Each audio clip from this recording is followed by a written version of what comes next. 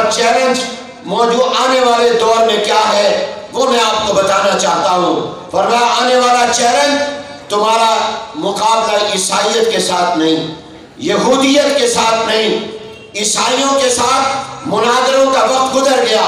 ایک زمانہ تھا جب عیسائی مذہب کے پادری ہمارے ان علاقوں میں آتے تھے، علماء کرام کے مناظرے ہوتے تھے اور وہ اپنے مذہب کی حقانیت اور یہ اسلام کی حقانیت پر دلائل دیتے تھے اس ہندوستان میں، مگر فرمایا وہ دور ختم، اب یہودیت کا دور بھی ختم، اور یہ بات فرمائی کہ اب عیسائیت مذہب نہیں ہے، یہ ایک قوم ہے، یہودیت اب مذہب نہیں ہے، یہ ایک قوم ہے۔ جیسے میں سمجھانے کے لیے عرض کر رہا ہوں، پنجابی مذہب نہیں ہے، قوم ہے، سندھی یہ ایک قوم ہے، مذہب نہیں ہے، بلوچی یہ قوم کا نام ہے، کسی مذہب کا نام نہیں ہے۔ اسی طرح پر پشتون اور پختون یہ قوم کا نام ہے، مذہب کا نام نہیں ہے، مہاجر یہ قوم کا نام ہے، مذہب کا نام نہیں ہے۔ یہ جس طرح قومیں ہیں فرمایا اسی طرح آج دنیا میں عیسائی ایک قوم ہے، یہودی ایک قوم ہے۔ عیسائی مذہب بطور مذہب ختم ہو چکا، یہودی مذہب بطور مذہب دنیا سے ختم ہو چکا، یہ نہ تہذیب رہی نہ مذہب رہا، اب اس کی جگہ مغربیت نے لے لی ہے۔ اب اس کی جگہ مغرب نہیں فرمایا، فرمایا مغربیت نے لے لی۔ الذین قالوا ربنا اللہ ثم استقاموا تتنزل علیہم الملائکة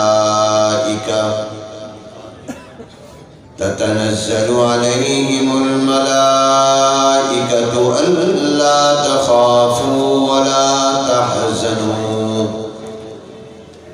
وابشروا بالجنة التي كنتم توعدون نحن أولياؤكم في الحياة الدنيا وفي الآخرة ولكم فيها ما تشتهي أنفسكم ولكم فيها ما تدعون نزلا من غفور رحيم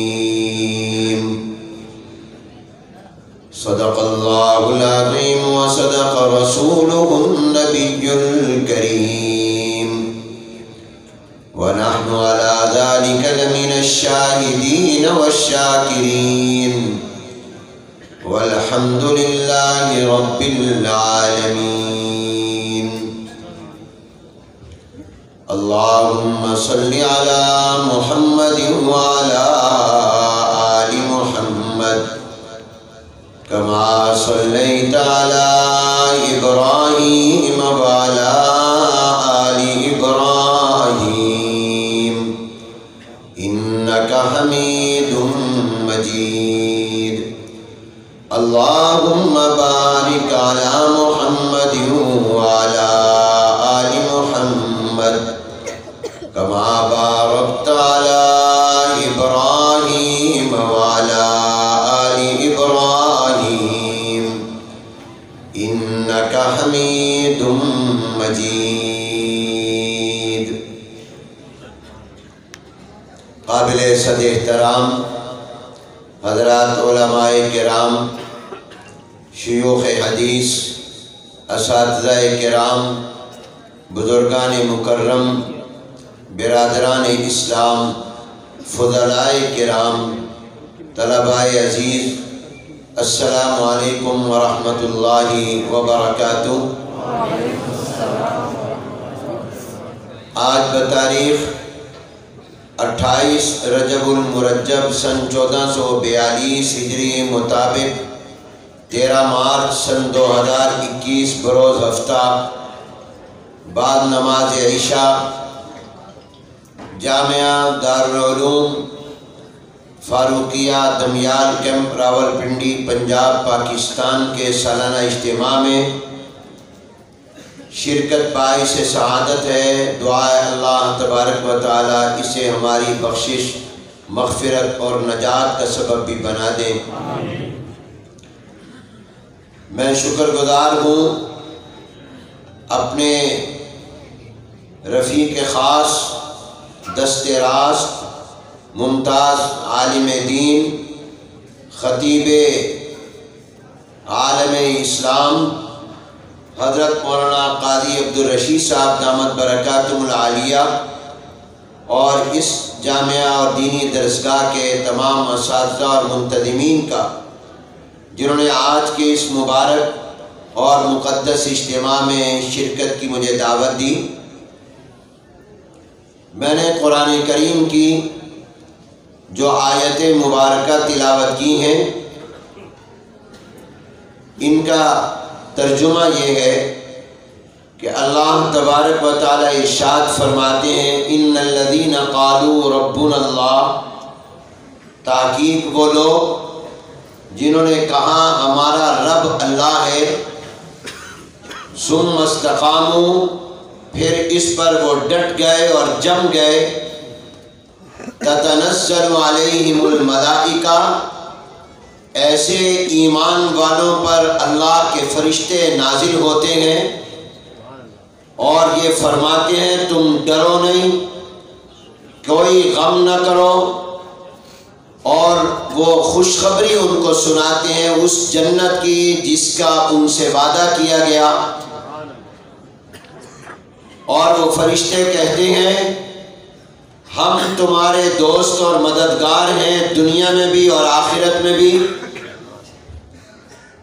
اور تمہارے لیے جنت میں وہ ہوگا جو تم چاہو گے اور جو تم مانگو گے، اور یہ غفور الرحیم ذات کی طرف سے تمہاری مہمانی ہے۔ یہ ان آیات مبارکہ کا ترجمہ ہے۔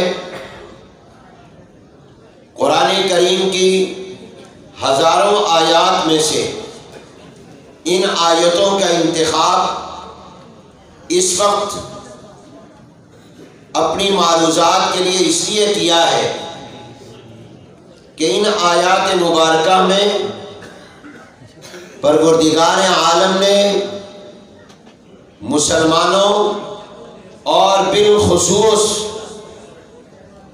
دین کے علم برداروں کو جن مشکلات، مسائل اور امتحانات و آزمائش کا سامنا ہے اس کا توڑ اور حل بتایا ہے۔ آج پوری دنیا کا مسلمان دباؤ میں ہے، صرف پاکستان نہیں بلکہ آپ پوری دنیا پر اگر نظر دوڑائیں تو مسلمان ملکوں میں بھی، وہاں کی حکومتوں پر بھی، وہاں کے عوام پر بھی، اور بالخصوص دین کے نام لیواؤں اور علم برداروں پر عالمی طاغوتی طاقتوں اور قوتوں کا دباؤ اور پریشر ہے،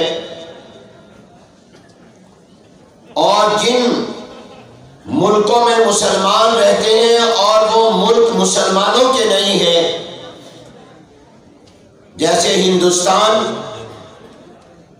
یورپ اور مغرب کے ممالک، امریکہ اور اسی طرح دنیا کے تمام وہ دیگر ممالک، خواہ ان کا تعلق افریقہ سے ہو، کسی بھی بر اعظم سے ہو، دنیا کے جس ملک میں بھی مسلمان رہتا ہے وہ آج اس ایک دباؤ میں اور پریشر میں ہے، اور نشانہ اور ہدف اسلام اور مسلمان ہیں۔ آپ پوری دنیا کے حالات کو دیکھیں، ناحق خون اگر کہیں بہہ رہا ہے تو مسلمانوں کا بہہ رہا ہے۔ مسلمانوں کے خلاف قوانین بن رہے ہیں، مسلمان عورت کا کوئی حق دنیا میں نہیں تسلیم کیا جا رہا، حتیٰ کہ زبردستی اور جبری طور پر اس کے چہرے کو بھی بے نقاب کرنے کے قانون بن رہے ہیں۔ چند دن پہلے آپ نے پڑھا اور سنا ہوگا، سوئٹزرلینڈ میں ریفرنڈم ہوا کہ آیا ہم اپنے ملک میں مسلمان عورتوں کو برقع پہننے یا پردہ کرنے یا نقاب کرنے، چہرے کو چھپانے کی اجازت دیں یا نہ دیں۔ سوال مسلمان عورتوں کے بارے میں اور پوچھا غیر مسلموں کے بعد سے جا رہا ہے، جہاں اکثریت مسلمانوں کی نہیں ہے۔ یہ ویسے عدل و انصاف کے تقاضوں کے خلاف ہے۔ یہ ایک جھلک ہے پوری دنیا میں جو قانون سازی کی جا رہی ہے، پوری دنیا میں عالمی اداروں کو جو استعمال کیا جا رہا ہے، وہ اسلام کا راستہ روکنے اور مسلمانوں کو جینے کا حق دینے سے روکنے کے لیے کیا جا رہا ہے۔ مسلمانوں کے لیے جینا دو بھر کیا جا رہا ہے۔ کبھی انسانی حقوق کے نام پر، کبھی اقلیتوں اور منارٹی کے رائٹس اور حقوق کے نام پر، کبھی عورت کی آزادی کے نام پر، اور کبھی دہشت گردی، انتہا پسندی اور شدت پسندی کے خلاف قانون سازی کا عنوان کا بہانہ بنا کر۔ اصل ہدف اور نشانہ، جس طرح آپ کو صبح کے آنے کا یقین ہے، مجھے اس طرح اس سے زیادہ یقین ہے کہ یہ تمام کی تمام سرگرمیاں اور اقدامات اسلام اور مسلمانوں کے خلاف کیے جا رہے ہیں۔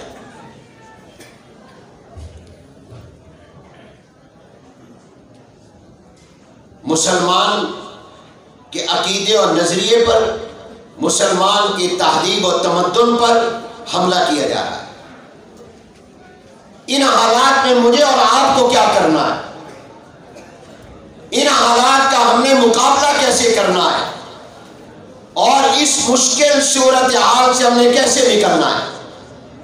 یہاں بہت سے ارباب علم و دانش اور اصحاب فکر و نظر جمع ہیں۔ میں ان کی موجودگی میں آج سے 60-65 سال پہلے ہمارے ایک جہاں دیدہ عالم دین نے بصیرت پر مبنی آنے والے حالات کا جو تجزیہ کیا تھا، وہ آپ کے سامنے رکھنا چاہتا ہوں۔ یہ تبصرہ اور تجزیہ ہے شمس العلماء حضرت مولانا شمس الحق صاحب افغانی رحمۃ اللہ علیہ کا۔ یہ ہمارے اس بر صغیر کے بڑے علماء میں سے تھے۔ یہ بلوچستان کے شہر قلات میں ایک عرصے تک قاضی رہے۔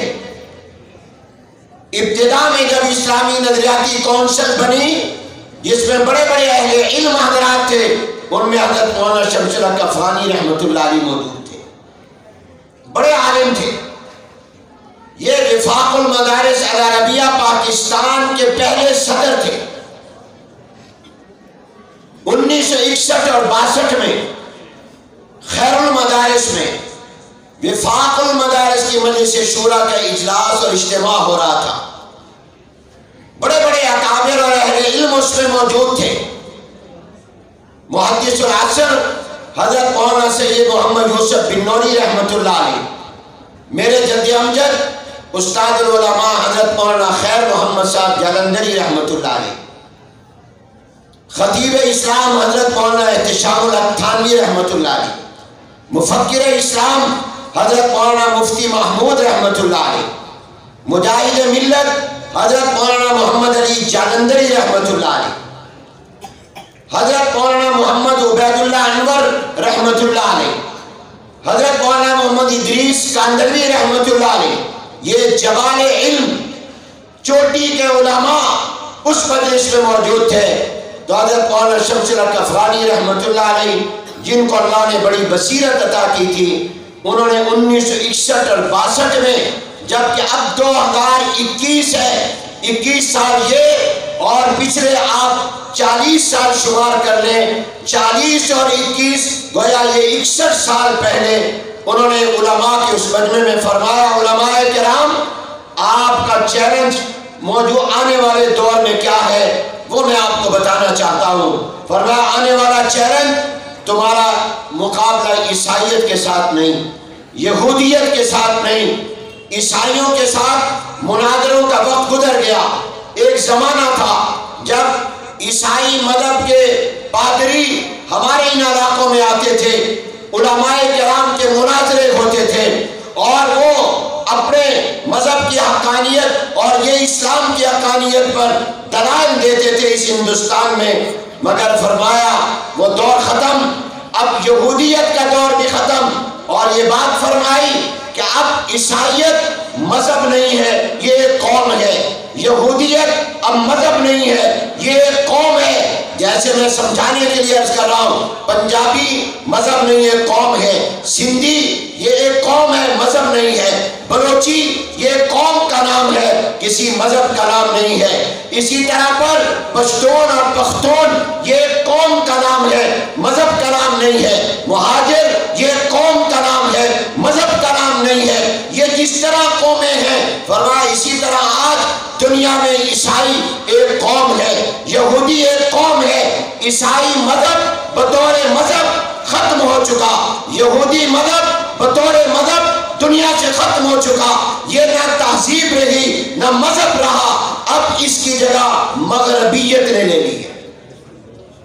اب اس کی جگہ مغرب نہیں فرمایا، فرمایا مغربیت نے لے لی ہے۔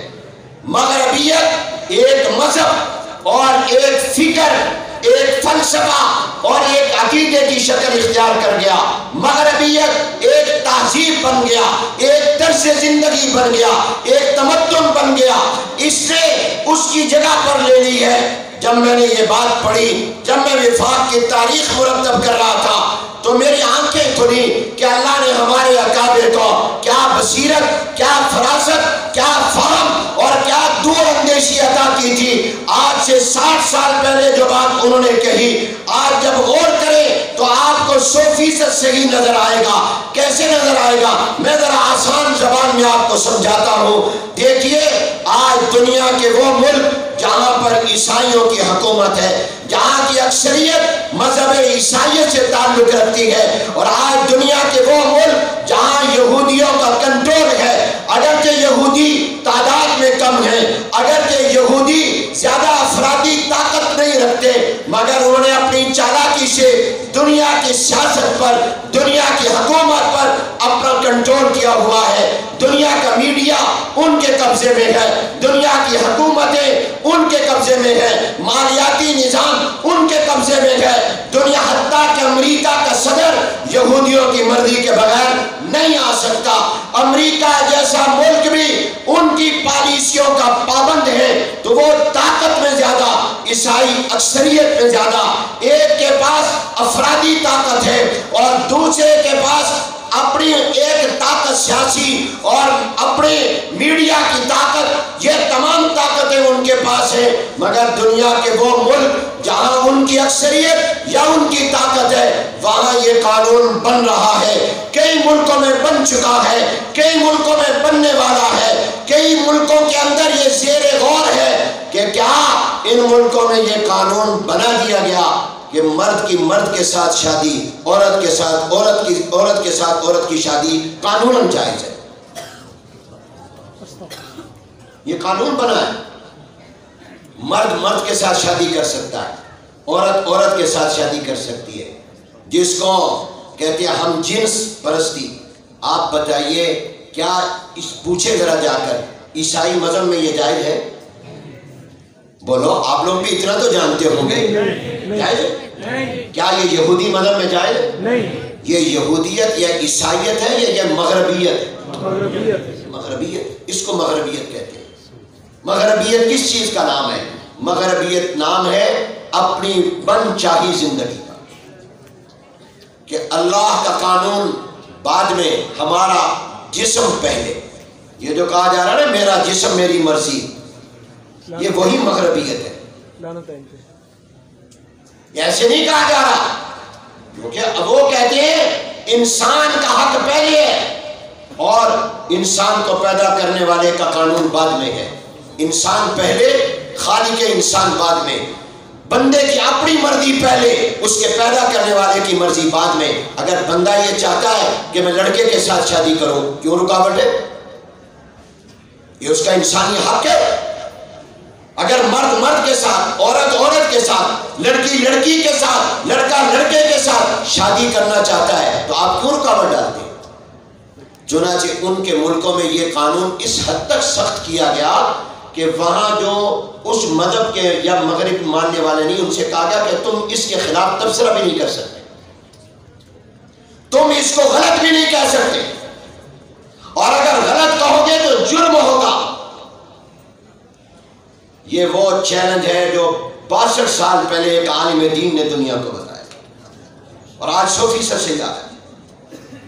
پھر آپ بتائیں، دیکھیے یہ تو تھا نا مرد کی مرد کے ساتھ شادی، عورت کی عورت کے ساتھ شادی، شادی کے بغیر جنسی تعلقات، وہ تعلق جو میاں بیوی والا ہوتا ہے، شادی نہ کریں، بغیر شادی کے یہ تعلق قائم کر لیں، اس کی عیسائی مذہب میں اجازت ہے؟ نہیں۔ آپ پوچھیں عیسائی رہنما پاکستان میں ہیں کرسچن، ان کے مذہبی پیشواؤں سے پوچھیں بغیر شادی کے کیا لڑکا لڑکی رہ سکتے ہیں، آپس میں تعلقات قائم کر سکتے ہیں؟ لیکن ان ملکوں میں یہ قانون بن گیا ہے کہ بغیر شادی کے لڑکا لڑکی اپنے تعلقات، وہی جو میاں بیوی والے ہوتے ہیں، بنانا چاہیں تو بنا سکتے ہیں۔ ہمارے ہاں عورت کے 4 تصور ہیں۔ عورت کیا ہوتی ہے؟ ماں۔ عورت کیا ہوتی؟ بولو بولو، بہن۔ عورت کیا ہوتی ہے؟ بیٹی۔ عورت کیا ہوتی ہے؟ بیوی۔ عورت کے کتنے منصب شامل؟ 4۔ عورت بیٹی ہو، عورت ماں ہو، عورت بہن ہو، عورت بیوی ہو۔ اگر بیٹی ہے تو تب بھی اس کی عزت ہے، بیوی ہے تب بھی وہ عزت کا مقام رکھتی ہے، وہ ماں ہے تو اس کے قدموں میں جنت ہے، وہ بہن ہے تو بھائی کے لیے قابل احترام ہے۔ عورت کو 4 رشتے اسلام دیتا ہے، 4 اس کے منصب بتاتا ہے، بیٹی، بہن، بیوی، ماں، مگر مغربیت کہتی ہے ایک 5واں بھی ہے۔ یہ تو اب بات پیچھے چلے گئے، ان کا تقدس ختم ہو گیا، اب وہ آیا گرل فرینڈ، دوست۔ ایک عورت کا یہ ہے کہ وہ دوست بھی ہوتی ہے۔ مرد کو اسلام نے کیا منصب دیے؟ مرد کے بھی سن لو، اپنے بھی بتاؤ۔ ہمارے کیا ہے؟ بیٹا، باپ، بھائی، بولو، خامن، شوہر، یہی ہے نا۔ لیکن مغربیت اس چیز کا نام ہے کہ نہیں، مرد کا ایک 5واں نام اور مقام بھی ہے۔ یہ 4 اب ختم ہو گئے ان کے تقدس، ایک 5واں بھی ہے، وہ کیا؟ بوائے فرینڈ، یار اور دوست۔ اسلام کہتا ہے مرد اور عورت بغیر شادی کے نہیں رہ سکتے، وہ کہتے ہیں جو حق بیوی کا ہے وہی دوست کا ہے، یہ قانون بنا ہے۔ یہ عیسائی مذہب میں جائز ہے؟ نہیں۔ یہ یہودی مذہب میں جائز ہے؟ نہیں۔ آپ مطالعہ کر لیں، اسٹڈی کریں، کسی مذہب میں جائز نہیں۔ یہ مغربیت ہے، یہ ہے چیلنج جو مسلمانوں اور علماء کے لیے چیلنج ہے۔ اور میں آپ کو بتاؤں اصل جنگ کیا ہے؟ اصل جنگ یہ نہیں ہے دہشت گردی اور امن کی، اصل جنگ انتہا پسندی اور شدت کی نہیں ہے، اصل جنگ یہ نہیں ہے کہ امن قائم کرنا ہے، نہیں، اصل جنگ یہ ہے کہ اپنے فکر، فلسفے اور نظریے اور مغربیت کو دنیا پر مسلط کرنا۔ اصل جنگ یہ ہے۔ یہ ہے آپ کے لیے میدان میرے فضلاء کرام۔ جب میں نے حضرت افغانی کا یہ پڑھا، میں حیران رہ گیا کہ حضرت افغانی نے 62 سال پہلے جو بات کہی، آج 100% حرف بحرف شادی کا رہے۔ یہ جو نعرے ہیں، میرا جسم میری مرضی، یہ وہی مغربیت ہے۔ ہم کیوں پردہ کریں؟ ہم کیوں اپنے خامن کے پابند ہوں؟ کیوں ہم شادی کریں؟ میرا جسم میری مرضی۔ آپ کے یہاں عورت مارچ میں جو کچھ کہا گیا کیا وہ قرآن و سنت کے مطابق ہے؟ عورت کو آزادی تو سب سے زیادہ اسلام نے دی ہے، سب سے زیادہ حقوق تو انہوں نے دیے، میرا موضوع نہیں ہے۔ میں نے آپ کو بتانا تھا کہ چیلنج کیا ہے۔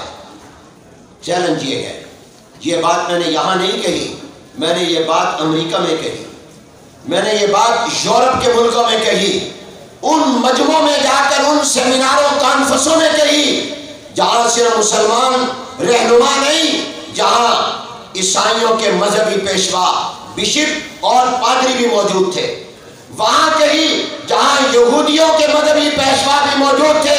میں نے کہا ہونا یہ چاہیے تھا کہ جب یہ نعرے لگے جو مغربیت کے پردے میں آئے ہیں، یہ اسلام کے بھی خلاف تھے، یہ تمہارے عیسائیت اور یہودی مذہب کے بھی خلاف تھے، ہونا یہ چاہیے تھا کہ تم ان کے مقابلے میں ہمارے ساتھ مل کر کھڑے ہو جاتے، مگر تم نے ہتھیار ڈال دیے، تم نے شکست تسلیم کر لی، اور چرچ اس کے مقابلے میں کھڑا نہیں ہوا، اس پر عیسائی پیشوا کھڑا نہ ہوا، بشپ نہ کھڑا ہوا، پادری نہ کھڑا ہوا، یہودیوں کا مذہبی رہنما نہ کھڑا ہوا، سنیدات نہ کھڑا ہوا، انہوں نے اپنے ہتھیار ڈال دیے، مگر مسجد کا مولوی اور مدرسے کا مولوی ڈٹ کر کھڑا ہو گیا۔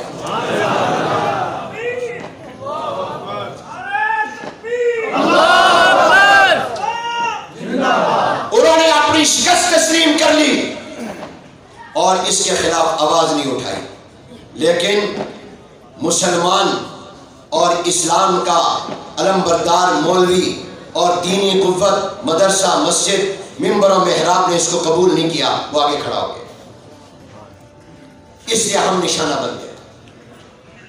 آج کیوں ہر ایک اٹھتا ہے، ہم پر الزام لگاتا ہے؟